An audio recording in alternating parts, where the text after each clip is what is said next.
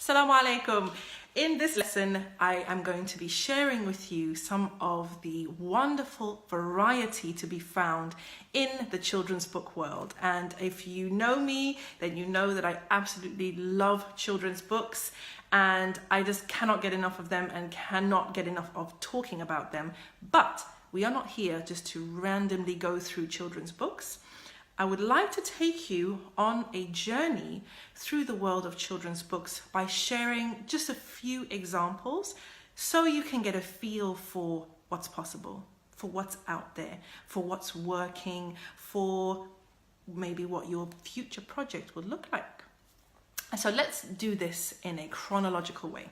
I'm going to treat fiction and non-fiction the same, because there are fiction books for children and there are non-fiction books for children. Just as a recap, fiction means that the story is made up. Non-fiction means that it's fact-based. In between those two, there is creative non-fiction, which is basically a fact-based story, or a story told in order to teach. Okay, we'll see some examples of those, inshallah. All right, so let's start with the youngest children. If you are familiar with children, if you have any of your own, or if you've been to the library and you've seen the children's section, you will see that there is a section especially for the littlest ones, and that is the babies and toddlers section. You will find that those books have particular characteristics, mainly that they typically have fewer words or none at all. The illustrations are very vibrant and the books are very hardy, and that is for reasons that I'm sure I don't have to explain to you, mashallah. It's pretty clear why those books need to be quite hard wearing. Now, baby and toddler books come under the general umbrella of picture books. Picture books in general are considered to be written for 0 to 5 years old. Some can stretch above 5, but in general, they are seen as catering to the 0 to 5 age group. That means that language-wise, there will be issues with regards to how much language is used, how many words there are. And in babies and toddlers, babies less than 300, toddlers under 500. Picture books in general will be about 1,000. So I have some examples here of some picture books. This is one of my favorites here. It's a bit ratty and natty, but it's a very beautiful, reassuring story set in the Inuit culture in Canada about a little girl asking her mama if she loves her. So you'll see on the inside, not too many words, quite a simple story, quite a simple premise, but really told in a very beautiful way. So I will read you just a couple of pages, inshallah, from this one. Again, that's the cover. And this would be more for toddlers. Mama, do you love me? Yes, I do, dear one. How much? I love you more than the raven loves his treasure, more than the dog loves his tail, and more than the whale loves his spout. How long? I'll love you until the umiak flies into the darkness, until the stars turn to fish in the sky and the puffin howls at the moon. So this is a fairly sophisticated toddler's book, mashallah. There are obviously toddler books with just one word per page, no words per page.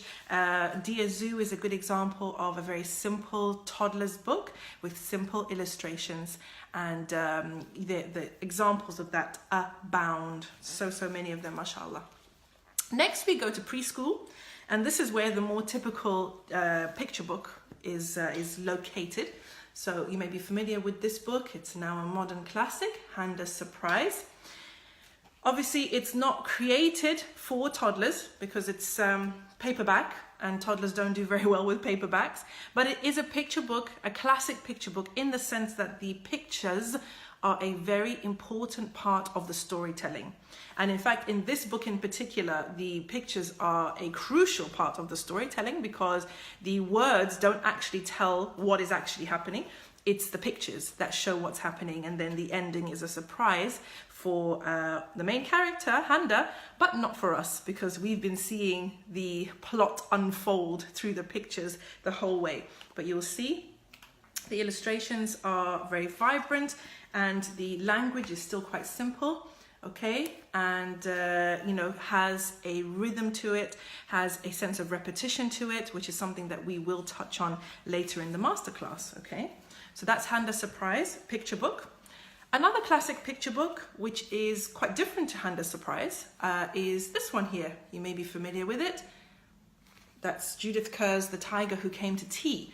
And this is a classic in the UK because it's a very off-the-wall story. But I'll read you the first part so you'll see what I mean.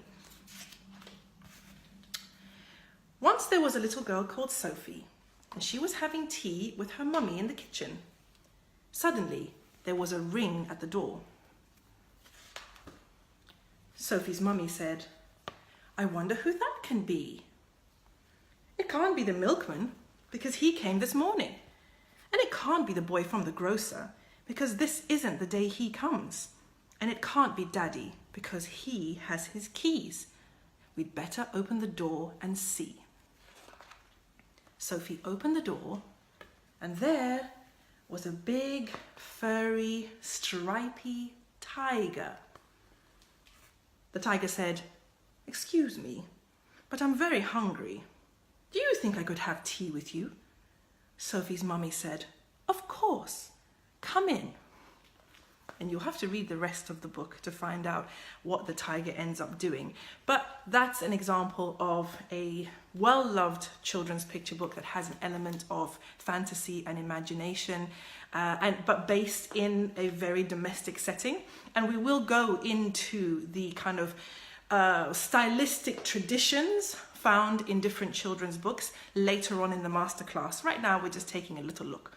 So, after the picture books, I do believe, I have some picture books that are non-fiction as well.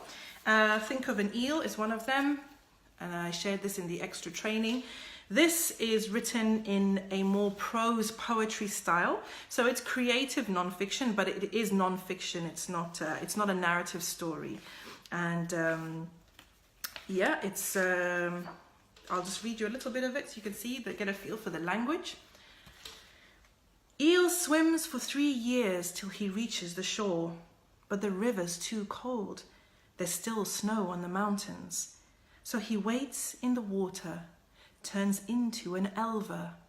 Now he looks like a shoelace made out of glass.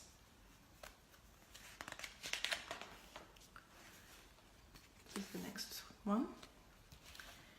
When spring warms the shoreline, the smell of fresh water excites the glass elver. Into the river he swims like a mad thing. He wriggles up rapids, climbs rocks around waterfalls. Riverbanks guide him. Nothing will stop him. So that's just like a taste of the wonderful language in this particular series of books. But this here is a picture book, but it's non-fiction. Okay, and I have another example of a non-fiction picture book, and that is this one here.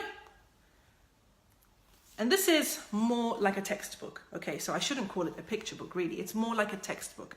All right, so you'll see it is written for children. And this is the amazing thing about non-fiction in children's books. People really, really overlook the value of non-fiction, and especially presenting facts in an exciting and creative way. I think this is a trick that many, many of us are missing, and I'd love to see more creative non-fiction coming from us Muslim writers. But you'll see here, you can see it's quite a simple setup. There's the main piece of artwork, and then there's information about the artist, and there'll be some cartoons here as well to illustrate other things. There'll be, some internet links. And obviously it's written in a way that is meant to appeal to children, to their sense of curiosity, their sense of excitement, and there's also some activities that they can do. And I cannot wait to dive into the non-fiction segment with you guys, because it's actually really, really exciting, mashallah. Right, so we're moving up now to early readers. Early readers are a higher age group than picture books. Early readers are written for the child to read them themselves, okay? So the language has to be pitched to the reading level of the child, not the age. So this is an example of an early reader. As you can see, very, very simple. So can I. And all through the book, it's actually very, very, very simple. Illustrations still play an important part because at this age, children are still, you know, really, really interested in the illustrations. So you can see there, push and pull. Push and pull. Pull. And push. And my daughter actually learned to read with these particular books, so there you go. They do work. This example might be more familiar to you guys. Yep, it's Peter and Jane. And obviously we know Peter and Jane is based on the keywords in the Ladybird reading series. So reading series and early readers are much stricter when it comes to the vocabulary that you can use.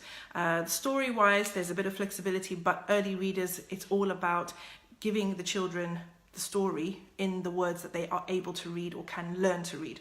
So yeah, here comes Peter, here comes Jane. We know how that goes. Right, and then moving up from early readers, we're getting to chapter books, which are basically for 6 to 9-year-olds. I've got this one here by Judy Blume. Not sure whether you're familiar with her. She's a very famous and celebrated American author. And you'll see that in chapter books now, the stories are split into chapters. And they have illustrations. Okay, illustrations are still an important part of things in the young readers age, so the chapter book age. So you'll see this one is not very thick.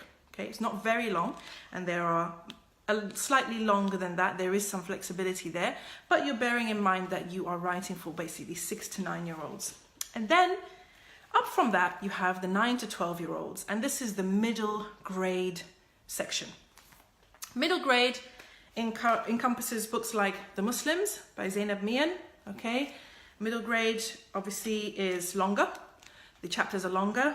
They often will rely less on illustration. Okay, so you've got The Muslims by Zainab Mian. You've got this one by Beverly Naidu as well, another classic of world literature really, Journey to Joburg.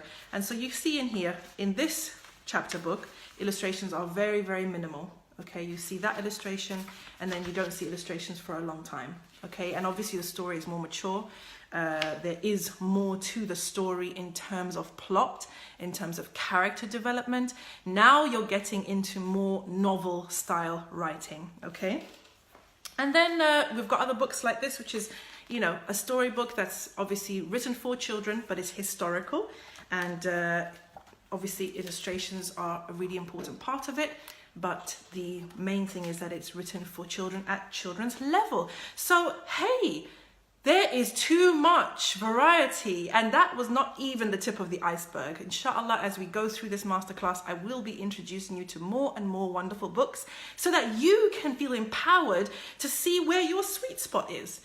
What kind of books do you lean towards? Do you like funny books? Do you like moving books? Are you drawn to a particular illustration style? Are you drawn to a particular type of plot or character or storytelling style?